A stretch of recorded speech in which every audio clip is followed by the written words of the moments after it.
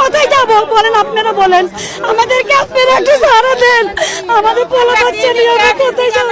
ঢাকা দক্ষিণ সিটি কর্পোরেশনের 33 নম্বর ওয়ার্ডের মিরনজিল্লা পল্লীতে এখন শুধুই আহাজারি, পুনর্বাসন না করেই উচ্ছেদ, এমন অভিযোগে তোলপাড় রাজধানীর বংশালের হরিজন সম্প্রদায়ের এই মানুষেরা। আমাদের 2-3 দিন সময় দিল না, এই ঘর বাড়ি বাচ্চা পোলা নিয়ে আমরা কোথায় যাব আপনারা বলেন আমাদেরকে। মাননীয় প্রধানমন্ত্রী, আপনার কাছে আমরা হাত জোড় করে প্রার্থনা করছি, আমাদের পুনর্বাসন না দিয়ে আমাদের ঘর উচ্ছেদ করেন না, আমরা কোথায় যাব, আমরা কোথায় থাকবো? আমাদেরকে বলা হচ্ছে যে আমরা অবৈধভাবে বসবাস করছি। কিভাবে আমরা অবৈধভাবে বসবাস করছি? আমরা তো ভোট কেন্দ্রতে ভোট দিয়ে আসছি, ভোটার আইডি কার্ডে আমাদের এইদিকে ঠিকানা দেওয়া আছে, আমাদের স্কুল সার্টিফিকেটেও আমাদের এখানে ঠিকানা দেওয়া আছে। হ্যাঁ জি, আগে তো সবার আগে ভোটার আইডি কার্ড, তাহলে আমরা অবৈধভাবে কেমনে? আমরা তো বাংলাদেশের নাগরিক। সরকার ব্যবস্থাই না করে দেখতো, আমাদের সবাই এক লাইন ধরে মাইরা পালায় দেন আর পুরো রং ফাউন্ডারি নিয়ে লোক, আমরা এটাই চাই। আমাদের দাবি মানতে হবে, আমাদের স্থায়ী দিতে হবে, না দিলে আমরা এখানে বাঁচছি, এখানে মরবো, আমাদের উপরে গাড়ি উঠাইতেই হবে, আমরা এই দেশ এই জায়গায় ছাড়বো না। কিন্তু এই দায় কার? প্রায় 450 বছর ধরে বসবাস করা এই পল্লী কি চাইলে উচ্ছেদ করা যায়?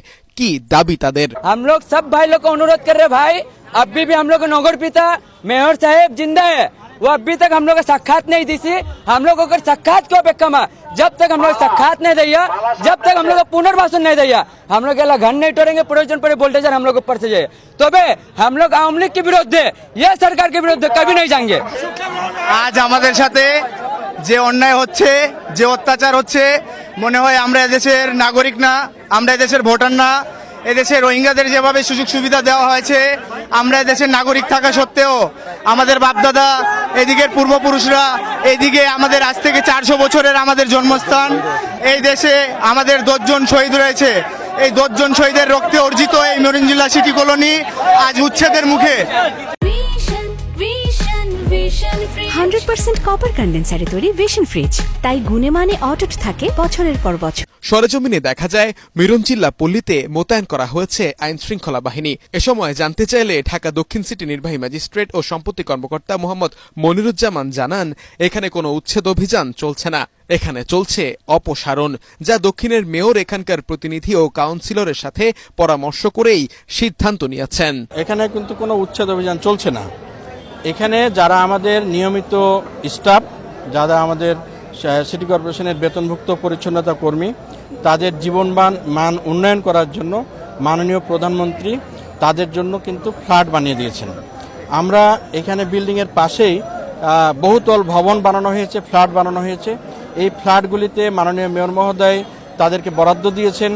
তারা বরাদ্দ পাওয়ার পরে সেই ভবনে চলে যাবেন। এরপরেও এখানে আরও ফ্ল্যাট নির্মিত হবে, তাদেরকে পর্যায়ক্রমে পুনর্বাসন করা হবে। আমরা কিন্তু এখন পর্যন্ত কাউন্সিলরকে পাইনি এখানে এসে, যদিও কাউন্সিলরকে নিয়ে একটা স্পেসিফিক অভিযোগ ছিল যে কাউন্সিলর তাদেরকে এই মেয়র মহোদয়ের কাছে লেলিয়ে দিয়েছেন যে তাদের এই জায়গাটা যেন উচ্ছেদ করা হয়। আপনি আপনার তরফ থেকে এখন যে অরাজকতাটা হচ্ছে এটা নিয়ে আপনি কিছু বলবেন কিনা? আসলে আপনি দেখতে পেলেন যে আপনার সামনে আমি একজনকে, যিনি বেশি কথা বলছিল, তাকে জিজ্ঞেস করলাম যে আপনি আমাদের স্টাফ কিনা, সিটি কর্পোরেশনে আপনার কোনো নিয়োগপত্র কি আছে কিনা। উনি কিন্তু স্থান থেকে চলে গেলেন। এখানে কিছু লোক এসেছে শুধুমাত্র অরাজকতা সৃষ্টির জন্য। এটি হয় কোথাও বেশি লোক জড়িত হলে তার মধ্যে কিছু লোক ঢুকে যায় ঝামেলা সৃষ্টির জন্য। আমরা এ বিষয়েও সতর্ক আছি। যারা আমাদের স্টাফ, তাদের বিষয়ে মাননীয় মেয়র মহোদয়ের সর্বোচ্চ প্রচেষ্টা রয়েছে, তাদের জন্য কোনো অসুবিধা না হয়। কিন্তু আমাদের স্টাফরা, আমরা বিশ্বাস করি আমাদের স্টাফরা কোনো ধরনের অরাজকতা করবে না। স্টাফ বহির্ভূত যারা আছে তারা এখানে গন্ডগোলের জন্য এসে থাকলে সেটি আইন শৃঙ্খলা বাহিনী দেখবে।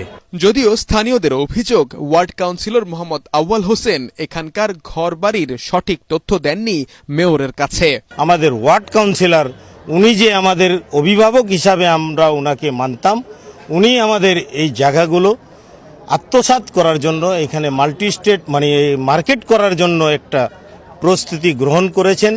4 বছর 5 বছর থেকে যে এইটা প্রস্তুতি চলতেছে, এইটার প্রতি কখনো আমাদের কাউন্সিলর সাহেব বলে নেই, আর কোনো আলোচনা হয়নি। এই এলাকায় কিছু দালাল আছে, দালাল, ঘুষখোর দালাল, যারা টাকা খেয়ে মেয়রের কানে উল্টা পাল্টা বলে মেয়রকে ভড়কিয়েছে।